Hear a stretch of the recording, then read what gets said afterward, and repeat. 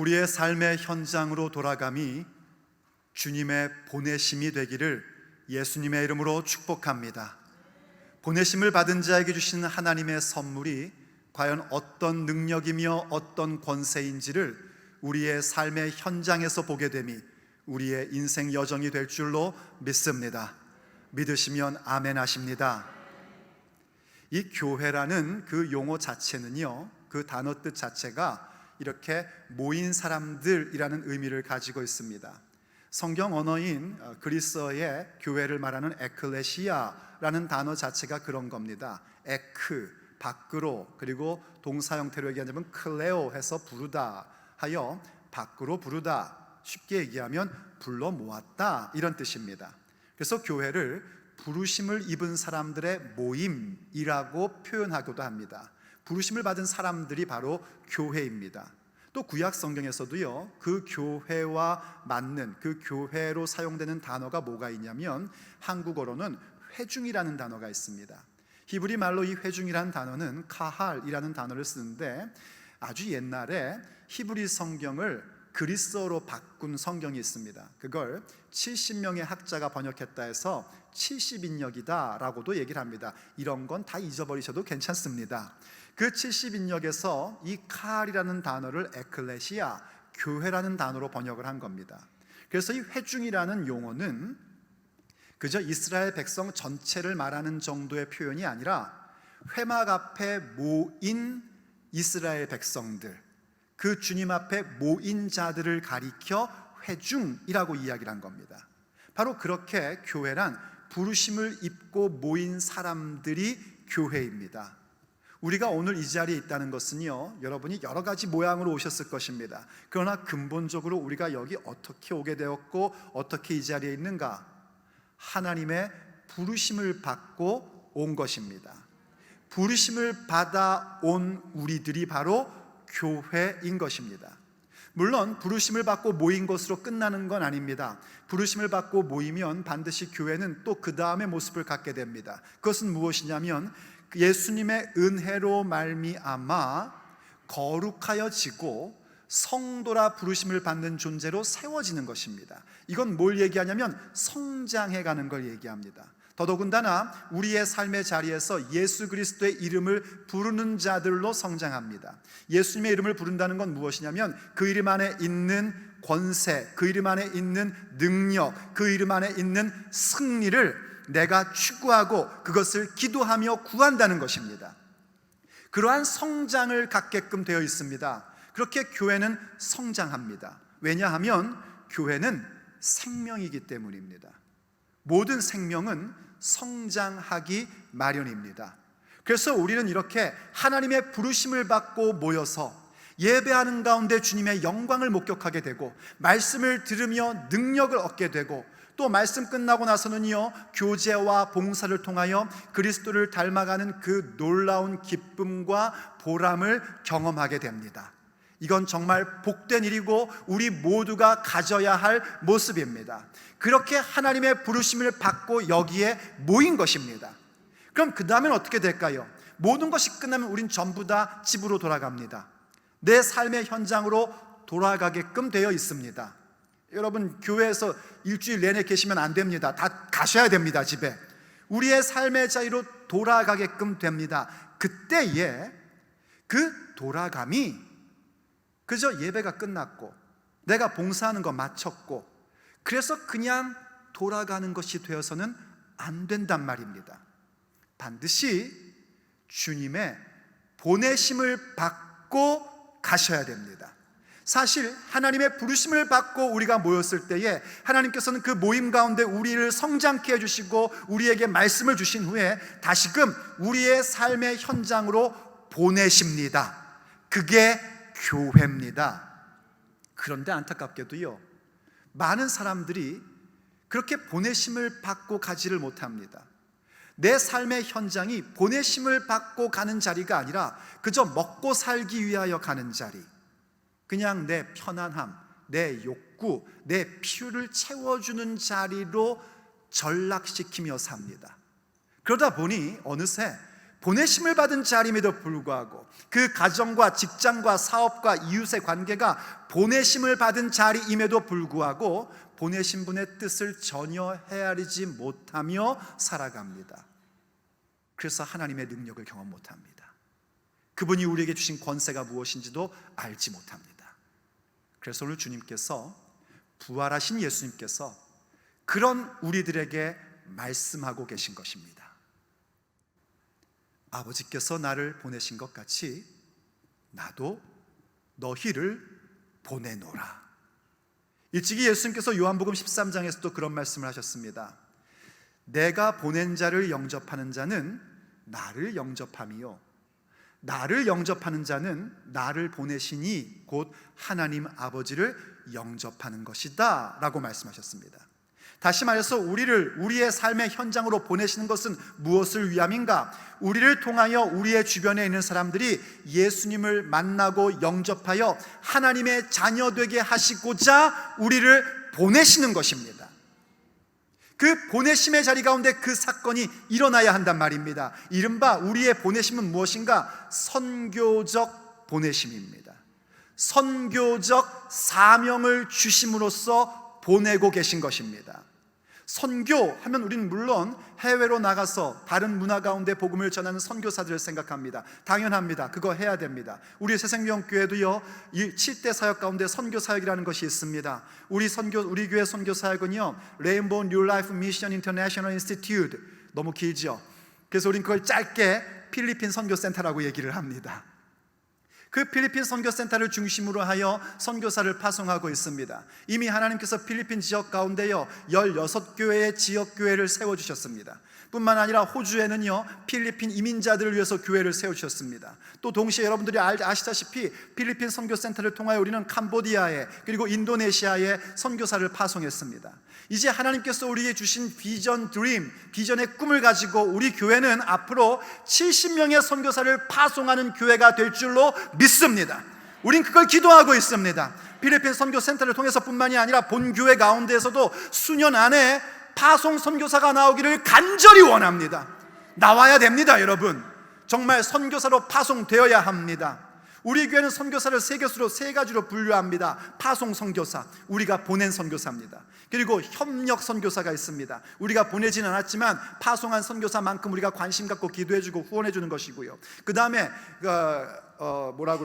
후원 선교사가 있습니다. 이 후원 선교사라는 건 뭐냐면요, 선교사들이 그 선교 헌금이나 후원금을 위해서 여러 교회를 할 때에 거기에 우리가 그저 한 숟갈 보태는 그런 겁니다. 저는요 그 70명의 선교사가 후원 선교사를 얘기하는 것이 아닙니다.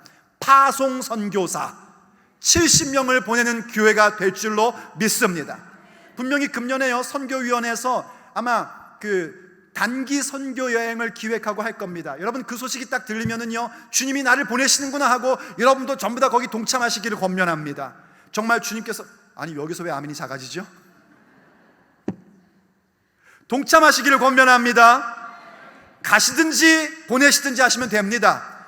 여러분 그렇게 해야 됩니다. 이것이 선교적 사명이라는 겁니다. 하지만 여러분 명심하셔야 됩니다. 이게 전부가 아닙니다. 우리가 해외로 선교사를 파송시키고 선교사를 보내고 단기 선교 가는 것만이 선교적 사명의 전부가 아니란 말입니다.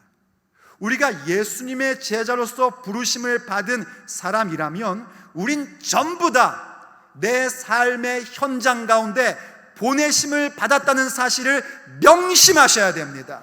여러분이 예배 끝나고 가는 게 그냥 예배 끝나서 가는 게 아니란 말입니다. 주님께서 여러분을 삶의 현장 가운데 복음의 증인으로 보내신 거란 말이에요. 그 보내심을 받고 가셔야 됩니다. 아버지께서 예수님을 보내신 것 같이 예수님이 우리를 그렇게 보내시는 것입니다.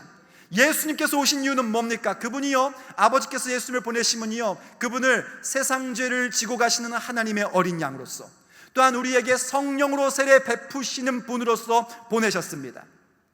그것은 오직 예수님만이 하실 수 있는 일입니다. 그와 같이 예수님께서 우리를 보내셨어요. 그럴 때 우리가 할 일은 뭔가? 바로 예수님만이 구원자이심을 선포하는 것입니다. 예수님만이 하나님께로 갈 수 있는 유일한 길임을 선언하는 것입니다. 그리고 말씀과 기도의 사역을 통하여 예수님께서 부어주시는 성령 세례의 통로가 되는 것입니다. 그것을 위하여 주께서 우리를 보내시는 것입니다. 그러므로 여러분, 오늘도 예배 끝나고 갈 때에 그냥 끝났으니까 가는 사람이 아니라 주님의 보내심이라는 사실을 깨닫고 가시기를 예수님의 이름으로 축복합니다. 그런데 여러분, 아셔야 될 게 있습니다. 그때 정말 중요한 것이 있는데, 그것은 무엇이냐면 이 보내심을 받고 내 삶의 자리로 간다는 사실을 분명히 인식하며 가는 자들에게 예수님은 절대로 빈손으로 보내시지 않는다는 것입니다. 우리에게 정말 중요한 것을 주시고 보내십니다. 그걸 받아서 가셔야 됩니다. 그냥 가시면 안 됩니다. 나는 보내심을 받았나 봐, 혼자 말하면서 가면 안 됩니다. 예수님이 주시는 것 받아가지고 가셔야 됩니다. 그럼 과연 예수님께서 그 보내시는 자들에게 주시는 것은 무엇일까요? 오늘 우리가 듣고 받고 간구해야 할 주님의 메시지입니다. 첫째, 주께서 우리를 보내실 때 주시는 것은요, 주님은 우리를 평안을 주시며 보내십니다. 그냥 보내시지 않습니다. 우리의 가슴 속에 평강, 평안, 평화 다 똑같은 얘기입니다. 그 평강을 주시며 보내십니다. 예수님의 평강을 말입니다. 오늘 본문 21절을 보십시오. 이렇게 기록되어 있습니다. 예수님께서 또 이르시되 너희에게 평강이 있을지어다. 아버지께서 나를 보내신 것 같이 나도 너희를 보내노라 하고 말씀하십니다. 아버지께서 나를 보낸 같이 나도 너희를 보내노라, 바로 우리를 복음 증거자로 삶의 현장 가운데 보내시는 것입니다. 그런데 그때 주께서 뭐라고 말씀하시냐면 내가 너희에게 평안이 있을지어다 하고 말씀하세요. 이미 사실 19절에서 한번 말씀하셨습니다. 그런데 반복하여 말씀하심으로써 지금 주님께서 말씀하시는 평강이 너에게 있을지어다는 유대인들의 인사 차원이 아니라는 것을 확실하게 말씀해 주는 겁니다. 이 너에게 평강이 있을지어다는 히브리 말로 하면 샬롬이라는 겁니다. 많이 들어보셨죠? 샬롬, 평강이 있을지어다 하는 거예요. 그런 인사 차원의 말씀이 아니고 정말 예수님의 평강을 우리에게 주시고 계신 것을 말하는 겁니다. 예수님의 평강은요, 이 세상이 주는 것과 완전히 다릅니다. 세상의 평강이라는 건 어떤 것입니까? 아무 일 없고 그냥 조용하고 내가 생각한 대로 그냥 지나가면은 그게 평강이라고 얘기합니다. 그러나 주님이 주시는 평강은 그런 것 아닙니다. 주님이 주시는 평강은 우리의 좌우에서 오는 것이 아니라 위로부터 임하는 평강입니다. 그래서 이 평강은 어떠냐면 우리의 환경이나 우리의 상황 때문에 생긴 내 안에 있는 두려움과 염려와 걱정과 불편함을 전부 다 몰아내버리는 평강입니다. 이 평강 받으셔야 됩니다. 이 능력 있는 평강을 받으셔야지 돼요. 어떻게 우리가 우리의 주변과 환경과 일어나는 사건 때문에 갖고 있는 두려움, 염려, 걱정, 그런 어떤 불편함, 이러한 것들을 몰아내는 평강이 가능한가? 왜냐하면 그 평강은 예수님께서 십자가로 이루어주신 평강이기 때문입니다. 십자가에서 이루어주신 평강으로 인하여 하나님과의 화목의 관계 속에서 이루어진 평강이기 때문에 능력 있는 평강인 것입니다.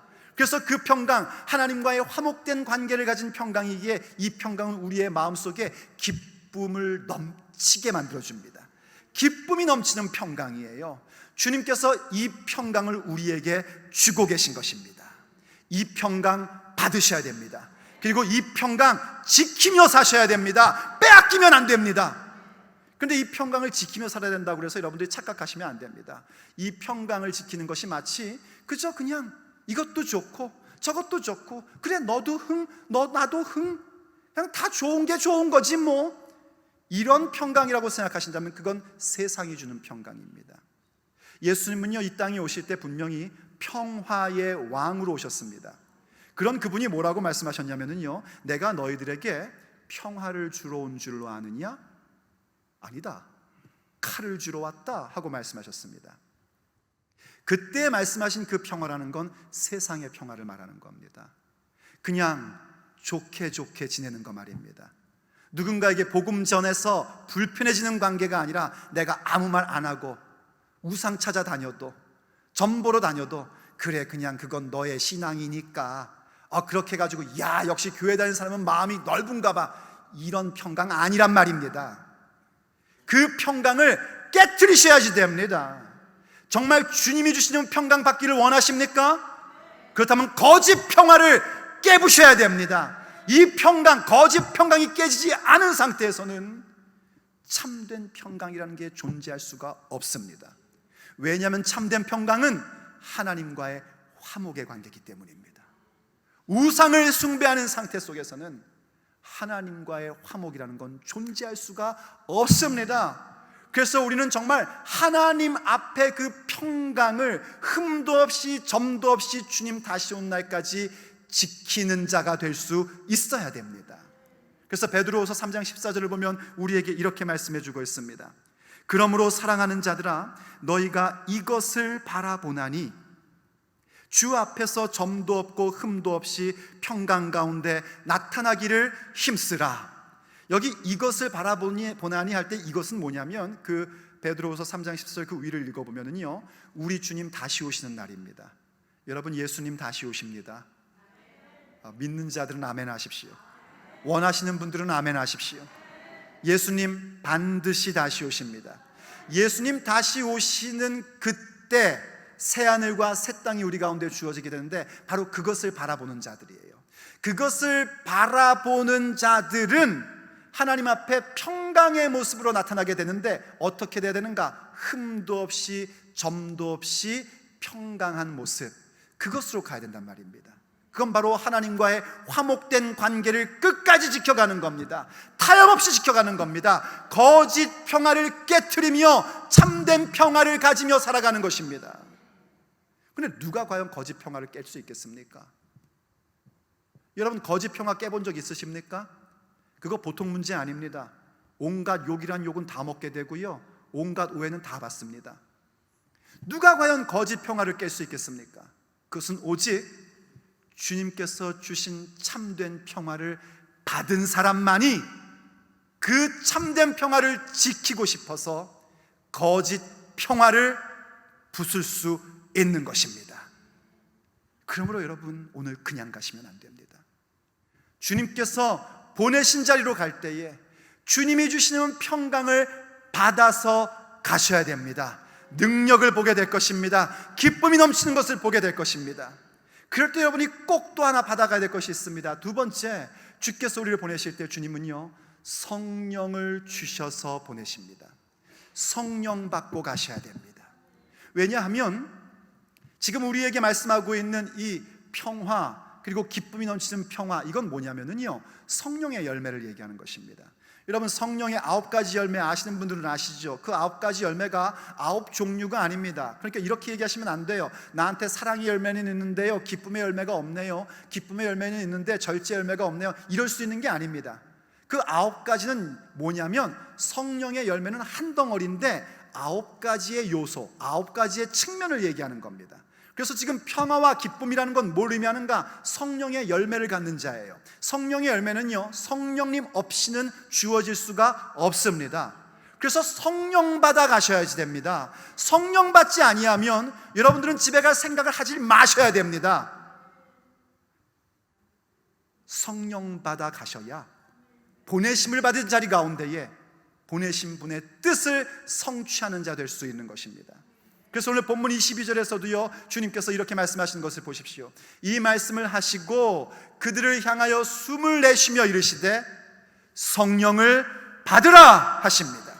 성령 받는다는 것은요, 믿음 생활의 가장 핵심의 부분입니다. 왜냐하면 성령 받는다는 것은 그냥 단순히 기분 좋아지는 게 아니란 말이에요. 성령 받음이란 예수님의 사역의 결과입니다. 그분의 지상 사역의 열매로서 우리는 성령을 받는 것이고 새 언약의 성취로 성령을 받는 겁니다. 그리고 예수님께서 숨을 내쉬며 하신 행동처럼요, 이 성령 받음이란 새 창조의 사건입니다. 새 창조의 사건, 그 새하늘과 새 땅 가운데 동참되는 존재가 되려면 이 새 창조의 사건을 받는 자가 되어야 됩니다.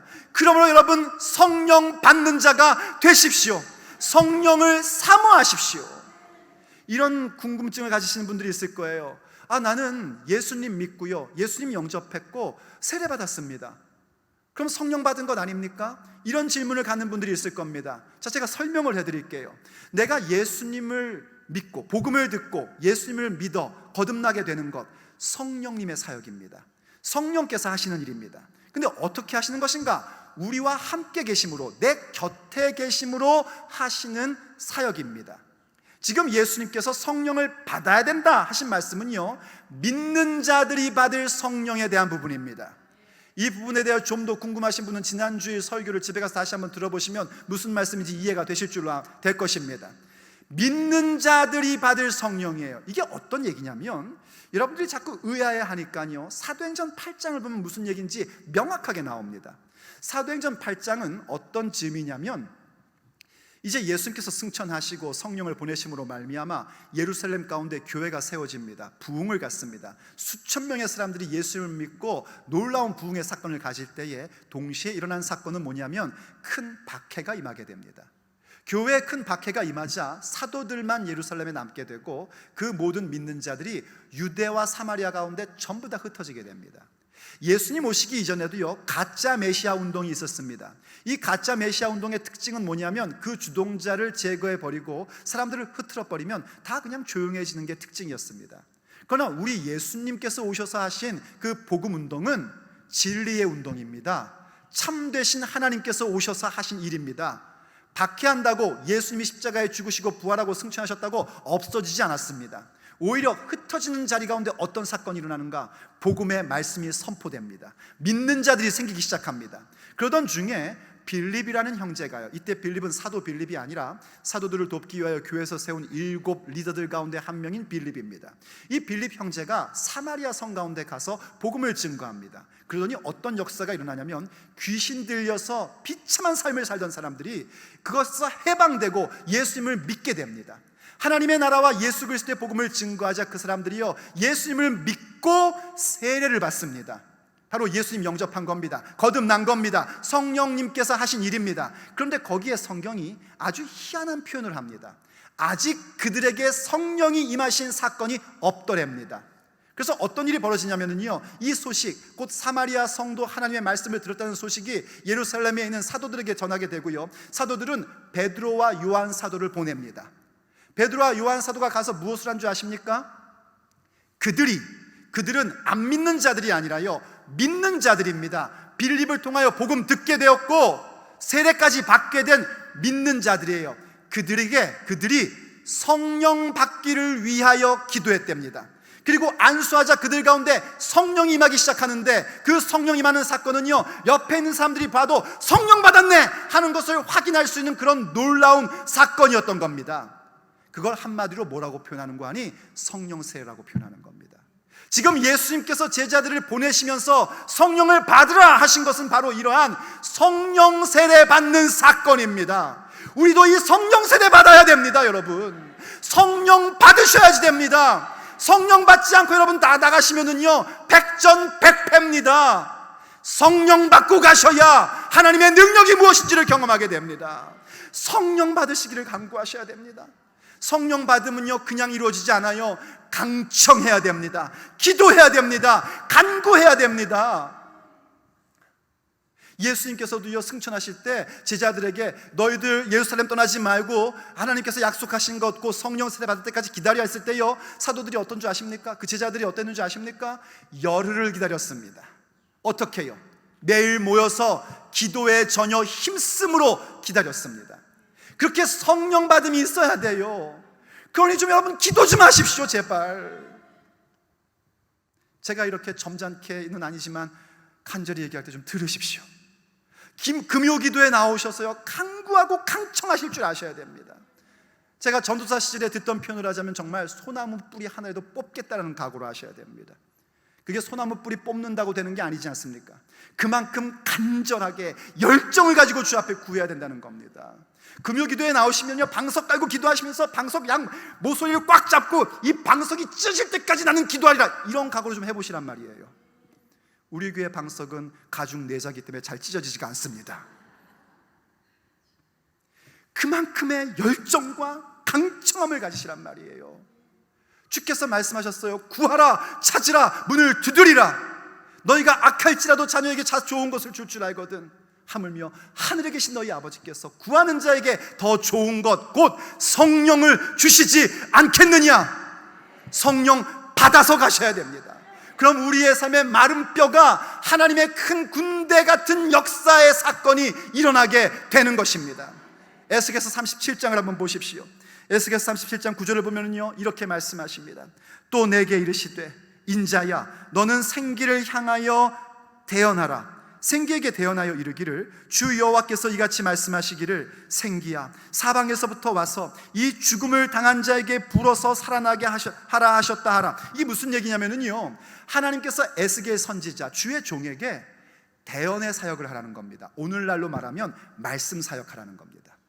말씀 사역을 하는데 어떻게 하는가? 생기야 불어와라 하래요. 이 생기라는 단어의 번역은요, 영이라는 단어로도 번역될 수 있는 단어입니다. 그러니까 오늘날로 적용하여 말하자면 이거예요. 말씀 사역하는 사역자들에게 이거 하라는 겁니다. 성령이여 임하소서, 성령을 받으십시오. 이것을 선포하라는 겁니다. 그리고 10절 보세요. 이에 내가 그 명령대로 대언하였더니, 이게 중요합니다. 주의 종들이 하나님께서 말씀하신 대로 대언해야 됩니다. 주님의 말씀대로 해야 되지 자신의 신학관, 자신의 철학, 자기의 생각을 말해서는 안 됩니다. 하나님의 말씀대로 대언하였더니 생기가 그들에게 들어가매 그들이 곧 살아나니 일어나 서는데 극히 큰 군대더라. 아멘. 여러분, 이 말씀 위에 읽어보면요, 에스겔 36장에 읽어보면 하나님께서 성령에 대한 부분을 주실 건데 이렇게 약속할지라도 너희가 구하여야 한다 했습니다. 요약하면 말씀과 기도의 사역입니다. 이 말씀과 기도의 사역을 통하여 여러분들은 성령 받는 자 되셔야 됩니다. 성령 받으면 우리의 삶 가운데 마른 뼈 같은 인생이 하나님 나라의 큰 군대의 변화를 갖기 시작하는 것입니다. 거기에 하나님의 권능이 임한단 말이에요. 거기에 하나님의 능력이 무엇인지, 그분이 주신 권세가 무엇인지를 목격하며 나아가게끔 되어 있는 겁니다. 그러니 성령 받으셔야 됩니다. 오늘 예배 끝났다고 그냥 가시면 안 된단 말이에요. 예배가 끝났네, 빨리 집에 가야지. 이게 아니라 보내심을 받았다는 사실을 기억하며 가셔야 되고, 보내심을 받으며 갈지인데 주님 주시는 평강과 주님 주시는 성령을 받아서 가셔야 됩니다. 그럴 때 주님이 우리에게 또 하나 주시는 것이 있습니다. 그것은 세 번째, 바로 권능을 주셔서 보내십니다. 권세와 능력을 주셔서 우리를 보내십니다. 이렇게 성령이 임하면 우린 능력받는 자가 되어서 우리의 보내신 자리 가운데에 그분의 권세가 무엇인지, 그분의 능력이 무엇인지를 나타내 보이는 자들로 세워지게 된단 말입니다. 오늘 본문을 다시 한번 보세요. 23절에서요, 예수님이 정말 들으면 깜짝 놀랄 말씀을 하십니다. 이렇게 말씀하십니다. 너희가 누구의 죄든지 사하면 사하여질 것이요 누구의 죄든지 그대로 두면 그대로 있으리라 하십니다. 여러분, 이건 정말 충격적인 말씀입니다. 왜냐하면 죄사함이라는 것은 하나님만이 해주실 수 있는 겁니다. 우리끼리 그냥 아유 너 죄 없어 이런다고 그 사람이 의인되는 줄 아십니까? 천만의 말씀입니다. 오직 예수님만이 죄 없다 해주셔야 죄 없는 자가 될 수 있는 겁니다. 근데 이게 웬일입니까? 우리가 누구의 죄든지 사하면 사여질 것이고 그대로 두면 그대로 있대요. 어떻게 이런 놀라운 일이 생기죠? 이 권세는 우리께 사실은 아닙니다. 우리로부터 나오는 게 아니에요. 이건 예수님의 권세입니다. 예수님께서 우리에게 맡겨주시는 권세란 말이에요. 이렇게 생각하시면 됩니다. 왕이 한 대사를 누군가에게 보냅니다. 그래서 그에게 이 말을 전해라 하고 보내게 돼요. 그럼 대사가 가서 그 사람에게 말을 전합니다. 왕의 전언을 전하는 겁니다. 그때에 그 말하는 자는 대사지만 그의 말은 누구의 말입니까? 왕의 말입니다. 그와 같이 지금 예수님께서 당신의 권세를 우리에게 주셔서 그 권세와 능력을 가지고 살아가게끔 하시겠다는 겁니다. 이 권세 받으셔야 됩니다. 이 능력 받으셔야 됩니다. 이 권세와 능력은 무엇과 같은 거냐면요, 천국의 열쇠를 준 것 같은 그런 권세와 능력입니다. 땅에서 매면 하늘에서도 매이고 땅에서 풀면 하늘에서도 풀리는 그 권세와 능력을 받은 것입니다. 이 권세와 능력은요 특정인에게 주는 게 아니에요. 예를 들면 교황이나 뭐 담임 목사님이나 뭐 목사님이나 혹은 뭐 특별한 사람, 그런 사람들에게 주는 게 아닙니다. 누구에게 주시는 것인가?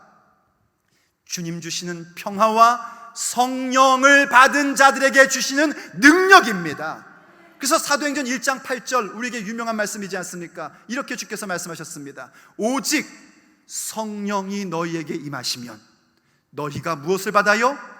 권능을 받고 권세와 능력을 받고. 언제요? 성령이 임하시면 그 권세와 능력을 받고 그것을 받아 예루살렘과 온 유대와 사마리아와 땅끝까지 이르러 내 증인 되리라. 아멘. 이 권능 받으셔야 됩니다.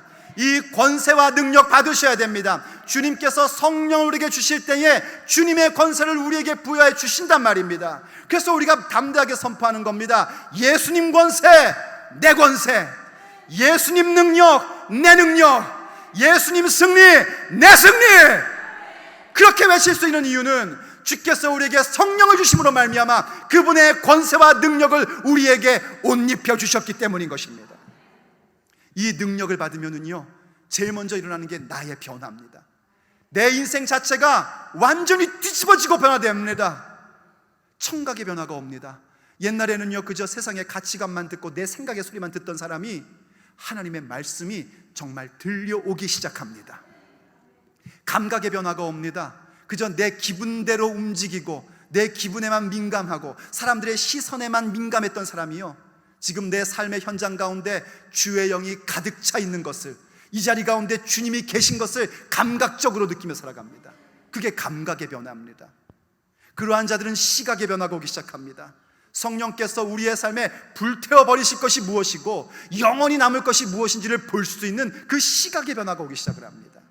그러한 자들은 언어의 변화가 오기 시작을 합니다. 전에는 그저 불평하고 원망하고 나오니 남 욕하고 맨날 그런 소문이나 만들던 사람이 그런 것들은 싹 없어져 버리고 입을 열면 복음을 증거하고 하나님의 놀라운 은혜와 사랑을 증거하는 언어의 변화가 옵니다. 그런 자들에게는요, 담력의 변화가 오기 시작을 합니다. 복음을 증거할 때 사람들이 나를 박해하고 나를 조롱하고 나를 모욕하는 그러한 소리에 전혀 개의치 않고 끝까지 예수 그리스도의 복음을 증거하는 담력의 변화를 갖게 됩니다. 이런 변화가 성령님이 임함으로 말미암아 권능받아 내 인생 가운데 나타나기 시작합니다.